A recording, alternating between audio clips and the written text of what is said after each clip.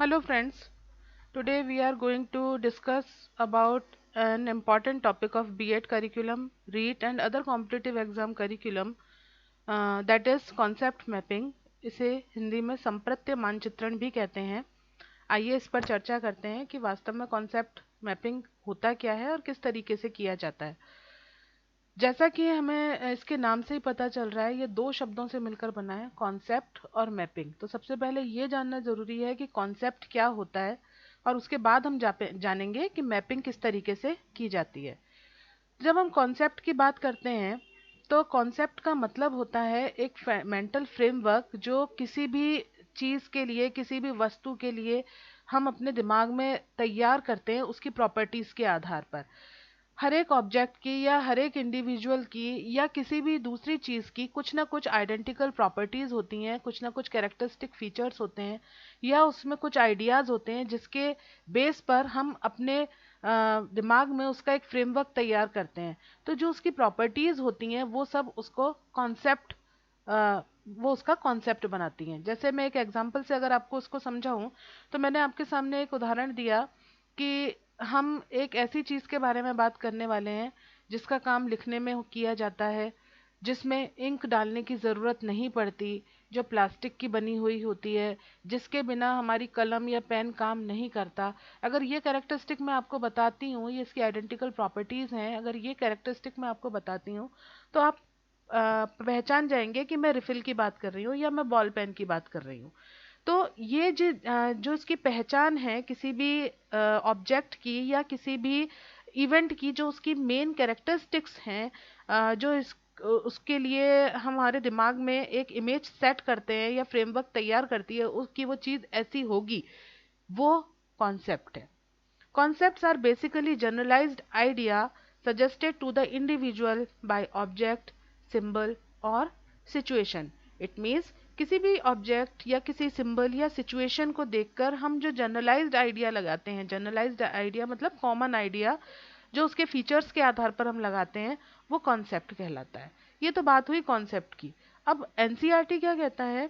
NCERT बताता है कि the concepts are system of classifying information and are generalised idea. It means किसी भी इंफॉर्मेशन को क्लासिफाई करना या उसको जनरलाइज करने के जो आइडिया है वो एक कॉन्सेप्ट कहलाते हैं। अब हम बात करते हैं कि मेन कैरेक्टरिस्टिक क्या होते हैं कॉन्सेप्ट के। जहां हमने बात करी कि हाँ कुछ विशेषताएं होती हैं किसी न किसी चीज में तो वो मिलकर कॉन्सेप्ट बताती हैं, लेकिन कॉन्सेप्ट की खुद की भी कुछ विशेषताएं होती हैं जिसके आधार पर हम बताते हैं कि हाँ ये कॉन्सेप्ट है। तो इसका मेन फर्स्ट कैरेक्टरिस्टिक है concepts can be operationally defined. Operationally defined term हमें ये बताती है कि ये कोई मतलब फिक्स नहीं है कि यही कैरेक्टरिस्टिक रहेंगे हर चीज के लिए या यही डेफिनेशन रहेगी हर चीज के लिए। सिचुएशन टू सिचुएशन आप उसको मॉडिफाई कर सकते हैं। आप चीज़ों को अपने ध्यान में रखने के लिए, समझने के लिए उसको जो अपने तरीके से कुछ मॉडिफाई करके समझ सकते हैं, वो कॉन्सेप्ट के साथ में पॉसिबल है। फैक्ट बेस होता है लेकिन कॉन्सेप्ट को ऑपरेशनली डिफाइन किया जा सकता है। सेकंड इसका मेन कैरेक्टरिस्टिक है concepts possess a quantitative nature. Quantitative nature मतलब आप देख सकते हैं कि आप कितने कॉन्सेप्ट्स के बारे में बात कर रहे हैं, वो एक दूसरे से रिलेट करते हैं कि नहीं। अगर मैं एक कॉन्सेप्ट ले रही हूँ तो क्या वो एक दूसरे से इंटर रिलेटेड हैं या नहीं है। तो ये क्वांटिटेटिव नेचर में होता है जिसको हम मेजर कर सकते हैं। थर्ड नंबर है concepts are acquired through experiences. हम जो डेली लाइफ में एक्सपीरियंस लेते हैं उन एक्सपीरियंस के बेस पर भी हम अपने कॉन्सेप्ट्स तैयार करते हैं, क्योंकि हम अपनी डेली लाइफ में बहुत सारी चीज़ें ऐसी देखते हैं जिसमें कुछ ना कुछ ऐसे कैरेक्टरिस्टिक होते हैं जिनके आधार पर हम उनकी पहचान बनाते हैं। फॉर एग्जाम्पल, अगर हम कोई चैप्टर पढ़ रहे हैं बुक का तो हर बच्चे को उसको याद करने का तरीका अलग अलग होता है। वो उसमें से कुछ उसका एक्सट्रैक्ट लेता है और उस एक्सट्रैक्ट को अपने माइंड में तैयार करता है उसका फ्रेमवर्क और उसके बाद उसको लर्न करता है। तो ये जो कैरेक्टरिस्टिक उसने अपने लिए तैयार किए वो उसने अपने एक्सपीरियंस के बेस पर लिए। तो जो कॉन्सेप्ट्स होते हैं वो कुछ ही एक्सपीरियंस के थ्रू भी गेन होते हैं।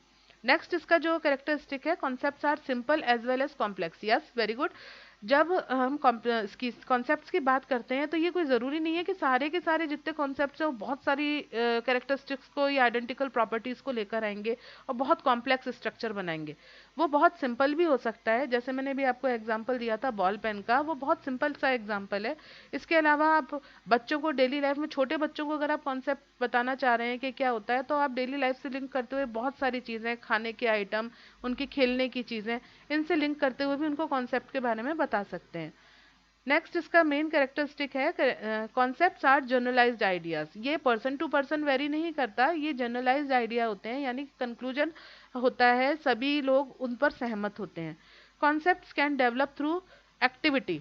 अगर आप कॉन्सेप्ट्स में क्लियर नहीं है तो आप वेरियस एक्टिविटीज़ के थ्रू स्टूडेंट को इसमें इंटरेस्ट क्रिएट करा सकते हैं और उनको आसानी से कॉन्सेप्ट को सिखाया जा सकता है।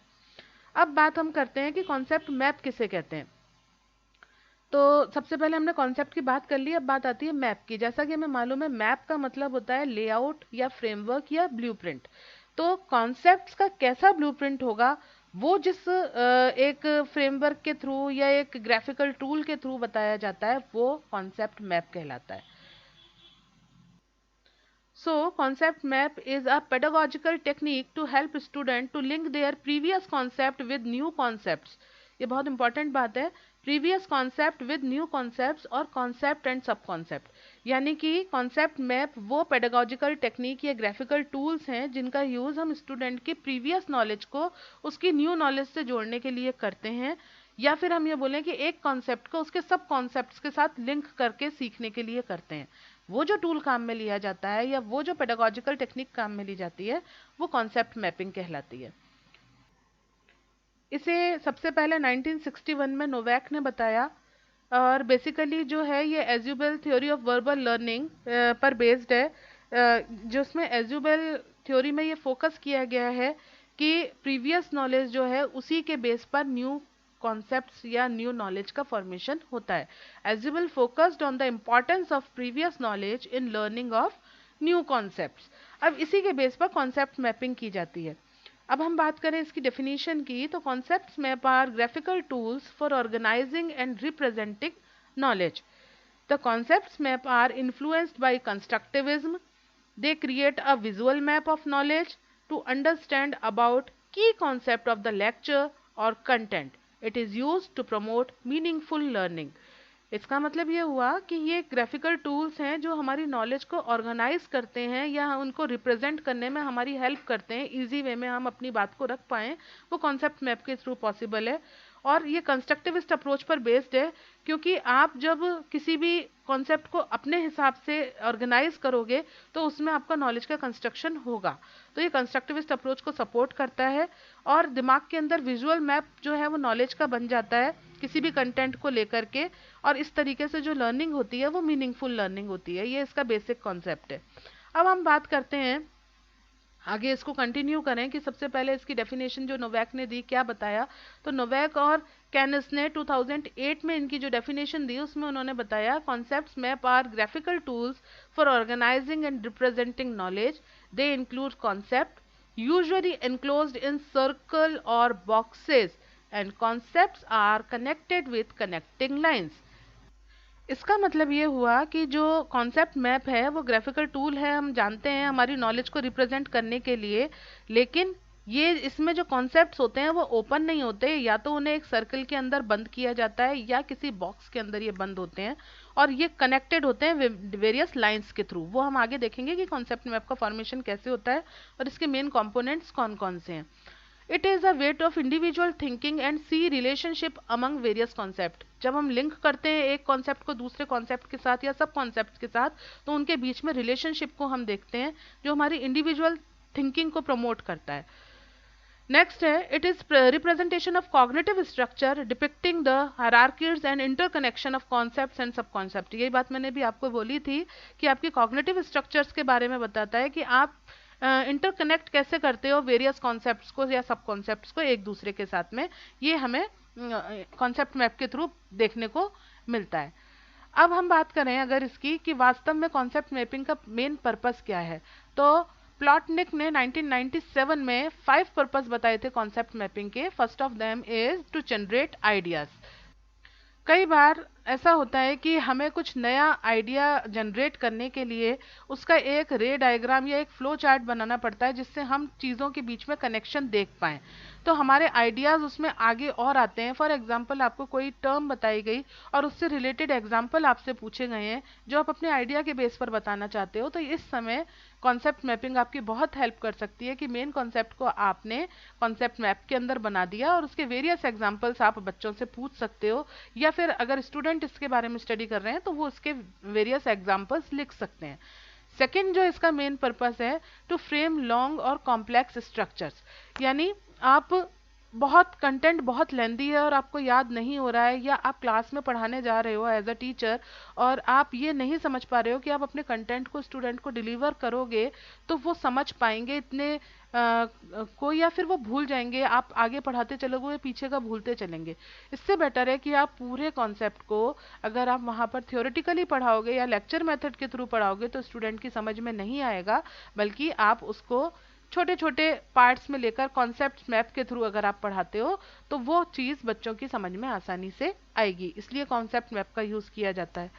थर्ड इसका जो पर्पस है, टू ट्रांसमिट और टू कम्युनिकेट कॉम्प्लेक्स आइडियाज़। कई बार ऐसे कॉम्प्लेक्स होते हैं आइडियाज़ जिनको हमें बताने के लिए प्रॉपर बहुत लेंदी लैंग्वेज का यूज़ करना पड़ता है, जिसमें टाइम भी वेस्ट होता है, रिसोर्सेज भी वेस्ट होते हैं और सिलेबस भी सही समय पर पूरा नहीं हो पाता। तो इस प्रॉब्लम को दूर करने के लिए और अपनी बात को अच्छे से बच्चों तक पहुंचाने के लिए, या स्टूडेंट अगर खुद बना रहे हैं तो कंटेंट को समझने के लिए, कॉम्प्लेक्स इश्यूज को या कॉम्प्लेक्स आइडियाज़ को समझने के लिए कॉन्सेप्ट मैप तैयार किया जाता है, ताकि वो उस कंटेंट को आसानी से समझ पाए।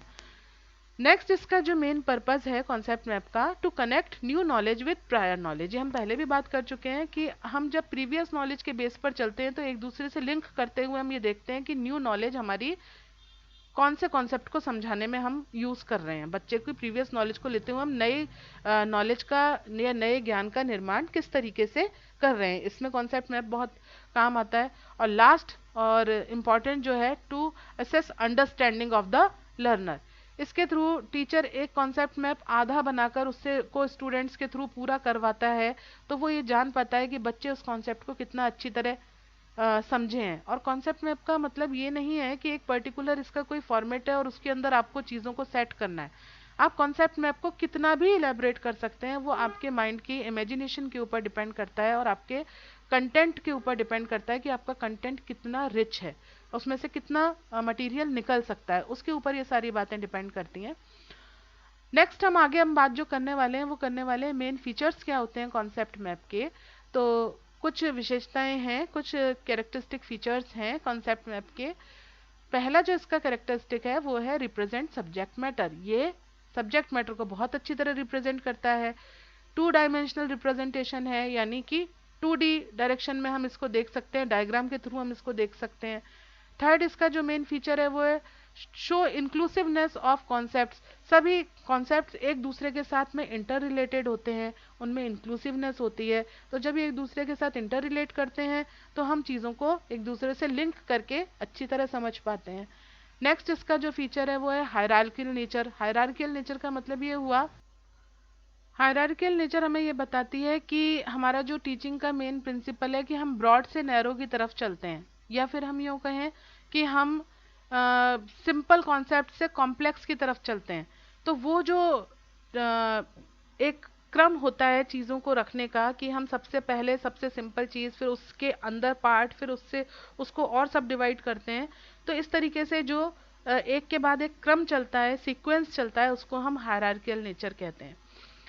नेक्स्ट जो है कॉन्सेप्ट मैप का फीचर वो है concept pattern, general eight top and specific at bottom. ये बात मैंने भी आपसे कही, हायरार्कियल नेचर में जो जनरल पॉइंट होते हैं या जो जनरल कॉन्सेप्ट होता है उसको टॉप में रखा जाता है, और जैसे जैसे हम नीचे बढ़ते जाते हैं मैपिंग में वैसे वैसे वो जो कॉन्सेप्ट है वो स्पेसिफिक होते जाते हैं, और मोस्ट स्पेसिफिक कॉन्सेप्ट जो होता है वो हम बॉटम में रखते हैं, ताकि हम सिंपल से कॉम्प्लेक्स की तरफ पढ़ सकें और बच्चे उस चीज़ को बहुत आसानी से समझ सकें। इसमें हमेशा कीवर्ड्स का यूज़ किया जाता है। पूरी चीज़ें कभी भी बॉक्स के अंदर या फिर सर्कल के अंदर नहीं लिखी जाती हैं, केवल कीवर्ड्स या की कॉन्सेप्ट्स लिखे जाते हैं और उनको इलेबरेट टीचर अपने शब्दों में करता है। और अगर स्टूडेंट अपने लिए कॉन्सेप्ट मैप तैयार कर रहा है तो वो भी कीवर्ड्स का यूज़ करता है और उसके बाद उसको अपने शब्दों में इलेबरेट करता है।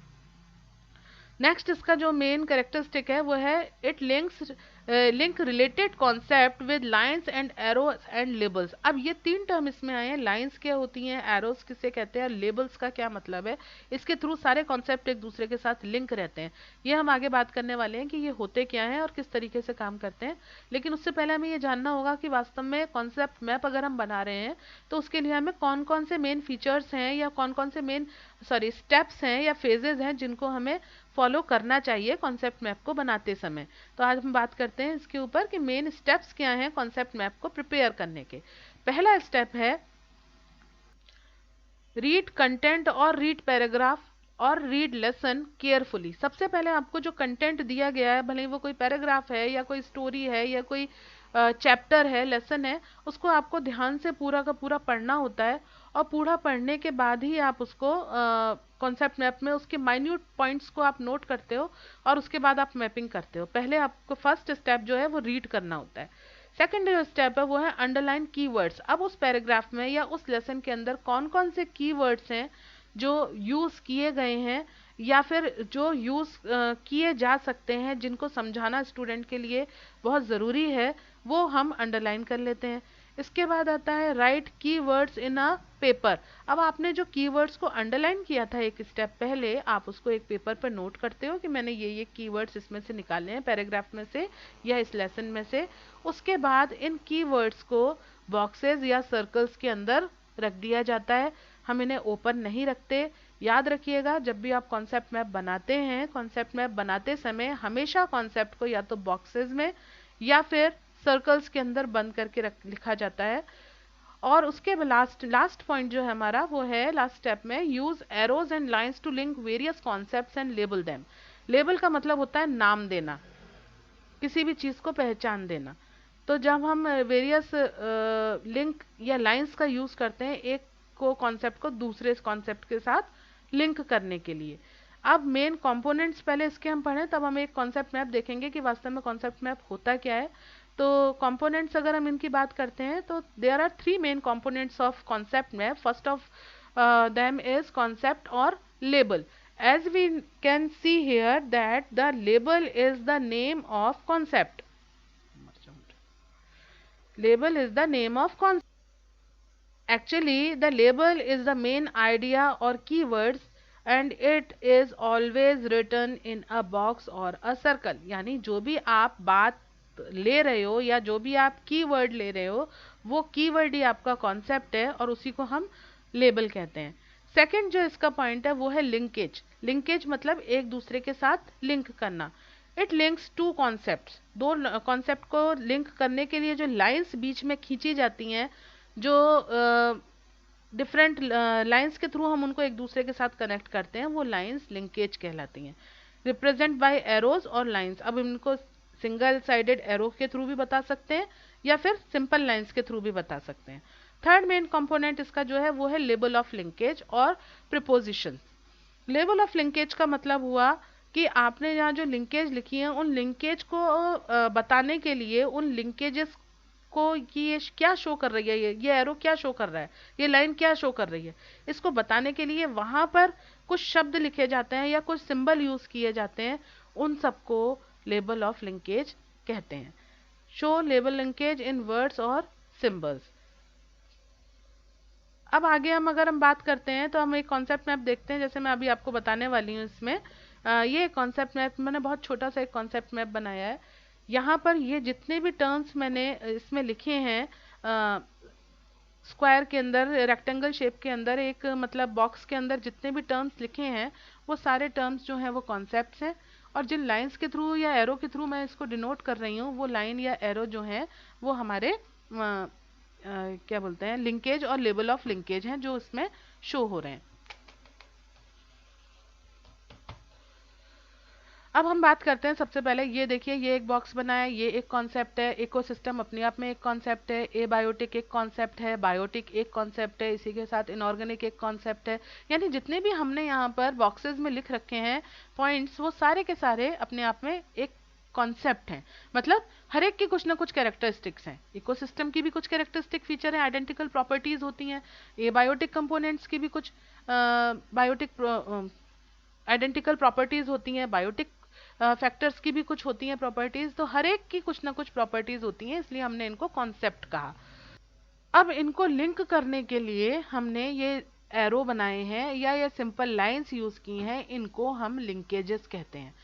और इन लिंकेजेस के ऊपर ये जो मैंने लिखा हुआ है, यहाँ पर फैक्टर्स लिखा है, यहाँ 2 पार्ट्स लिखा है, यहाँ आर लिखा है, जो इसको डिनोट कर रहा है वो लेबल ऑफ लिंकेज कहलाते हैं। अब हम इस कॉन्सेप्ट को अगर पढ़ें तो हम इसको बहुत सिंपल वे में अपनी बात को रख सकते हैं कि ecosystem has 2 factors, they are biotic and abiotic factor.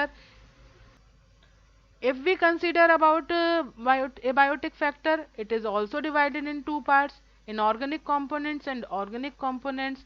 Inorganic components contains sodium, potassium, calcium, sulfur, etc. element, and organic has carbon, oxygen, nitrogen, etc. element. इसी की तरह से हम बायोटिक कंपोनेंट्स की बात करें तो biotic components has 2 parts, there are plants and animals. Plants are producers.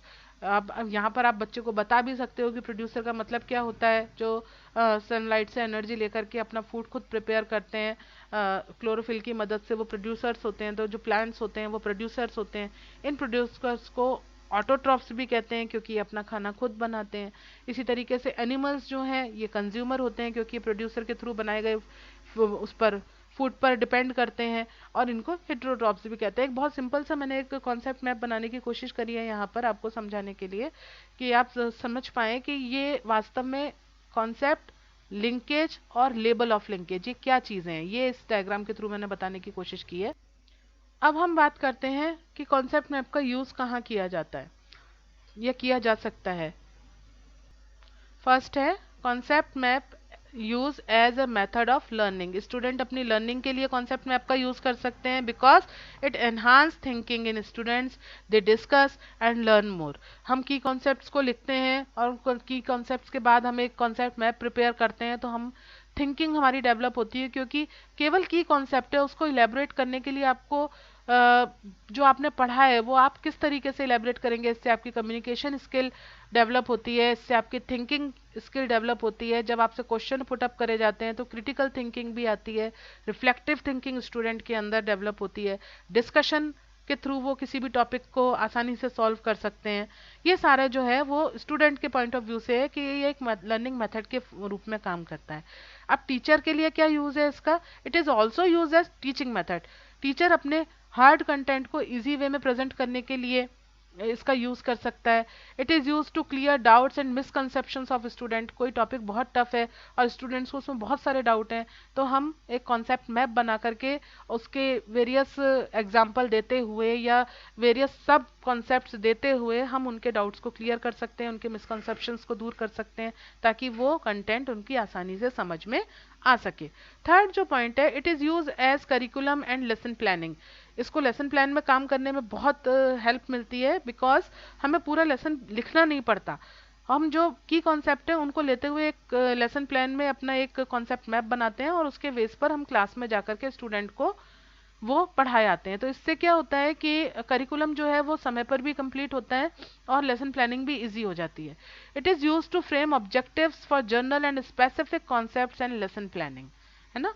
अब लास्ट जो इसका पॉइंट है, जो इसका यूज है वो है it is use N evaluation method. ये मैंने पहले भी आपको बोला था, इवेल्युएशन में यूज होता है क्योंकि आप स्टूडेंट को चेक करते हो कि उसकी लर्निंग कितनी हुई है। एक टीचर जो है किसी भी टॉपिक से रिलेट करते हुए या किसी भी कंटेंट से रिलेट एक कॉन्सेप्ट मैप प्रिपेयर करता है और उसके बीच में सब कंसेप्ट्स को छोड़ देता है, खाली बॉक्स बनाकर छोड़ देता है, या फिर लिंक को कनेक्ट नहीं करता और स्टूडेंट से वो काम कराता है, तो हमें ये पता चलता है कि वास्तव में स्टूडेंट कितना सीखे हैं, क्या वो उस खाली बॉक्स के अंदर सही कॉन्सेप्ट को या सब कॉन्सेप्ट को लिख पा रहे हैं, या क्या वो लिंक को एक दूसरे के साथ कनेक्ट कर पा रहे हैं। अगर स्टूडेंट ये काम कर पा रहा है इसका मतलब उन्होंने लर्निंग अच्छे से की है, उनकी लर्निंग इफेक्टिव हुई है।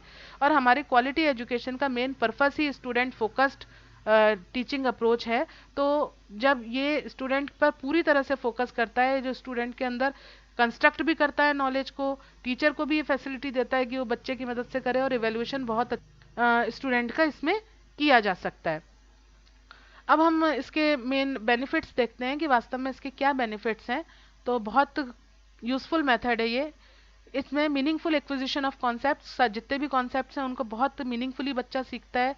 विजुअल रिप्रेजेंटेशन होता है जिससे इफेक्टिव लर्निंग होती है, क्योंकि हमें मालूम है कि लर्निंग सबसे ज़्यादा इफेक्टिव तब होती है जब हम किसी चीज़ को सुनते हैं तो उसका कुछ ही पार्ट होता है हमारे दिमाग में जाकर के सेव, लेकिन जब हम किसी चीज़ को देखते और सुनते दोनों काम करते हैं तो हमारा जो लर्निंग है वो कंपैरेटिवली ज़्यादा इफेक्टिव होती है। इट इज़ यूजफुल या it is helping learners to develop new relationship among concept. ये कोई ज़रूरी नहीं है कि एक स्टूडेंट ने या किसी टीचर ने एक कॉन्सेप्ट को केवल उसके सब पार्ट्स में, 2 या 4 सब पार्ट में डिवाइड किया है। वो न्यू रिलेशनशिप्स भी इसमें मेंटेन कर सकता है, वो उसको और सब पार्ट्स में डिवाइड कर सकता है। साथ ही साथ जो टीचर है वो इसको टॉपिक को समराइज करने में कॉन्सेप्ट मैप बना सकता है। बहुत इजी वे है अपने चैप्टर को समराइज करने का कि जब आपका चैप्टर कंप्लीट हो जाए तो उसके बाद उसका एक कॉन्सेप्ट मैप आप एक बोर्ड पर बना दीजिए।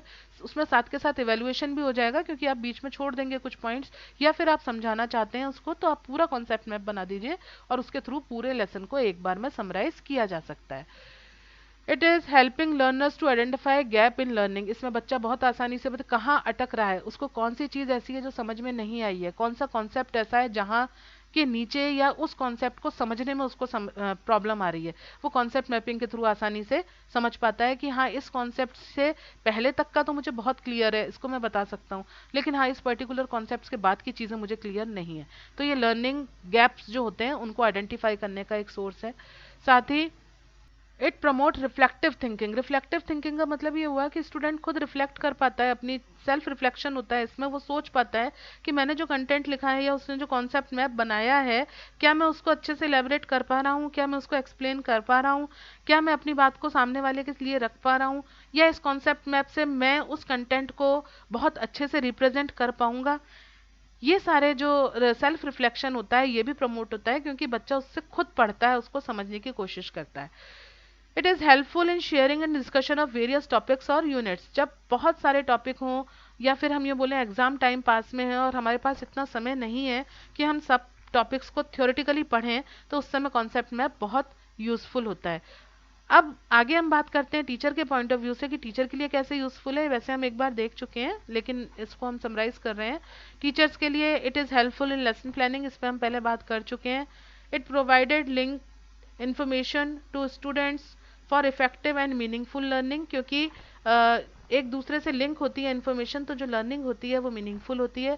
Helping in identify alternative frameworks. कोई ज़रूरी नहीं है कि टीचर जो स्टूडेंट को बता रहा है या स्टूडेंट्स ने जो टीचर को बताया है वही एक फ्रेमवर्क हो, उसमें ऑल्टरनेटिव फ्रेमवर्क्स भी बनाए जा सकते हैं स्टूडेंट के लर्निंग के आधार पर, कि स्टूडेंट ने जितना ज़्यादा समझा होगा उसको, वो उसी को उसको ज़्यादा सब कॉन्सेप्ट में डिवाइड कर पाएगा। It is helpful in planning of interdisciplinary teaching, यानी हम एक बार में कई सब्जेक्ट्स को या कई डिसिप्लिन्स को एक बार रिलेट करते हुए भी लेसन को प्लान कर सकते हैं कॉन्सेप्ट मैप के थ्रू। किसी टॉपिक को अगर आपको पढ़ाना है तो आप उसका, अगर साइंस का टॉपिक पढ़ा रहे हो और उसमें मैथमेटिकल फार्मूला आ रहा है तो आप उसको कॉन्सेप्ट मैप के थ्रू बता सकते हो। अगर उसमें कोई सोशल इशू भी क्रिएट हो रहा है जो हम बच्चों के साथ डिस्कस करना चाहते हैं, वो भी आप कॉन्सेप्ट मैप में लिख सकते हो। हाँ, हमें ये ध्यान रखना पड़ता है कि हम कॉन्सेप्ट में लिखने के लिए हमें जो कॉन्सेप्ट हम ले रहे हैं वो हमें बॉक्स या सर्कल में लिखना होगा, और उसके लिंकेज जो हैं उनको हमें लाइंस या एरो के थ्रू बताना होगा, और उन लाइन और एरो को डिमार्क करने के लिए लेबल ऑफ लिंकेज का यूज किया जाएगा। Now I hope you will understand this topic and it will useful for your further examinations. So best of luck to all of you. Thank you so much.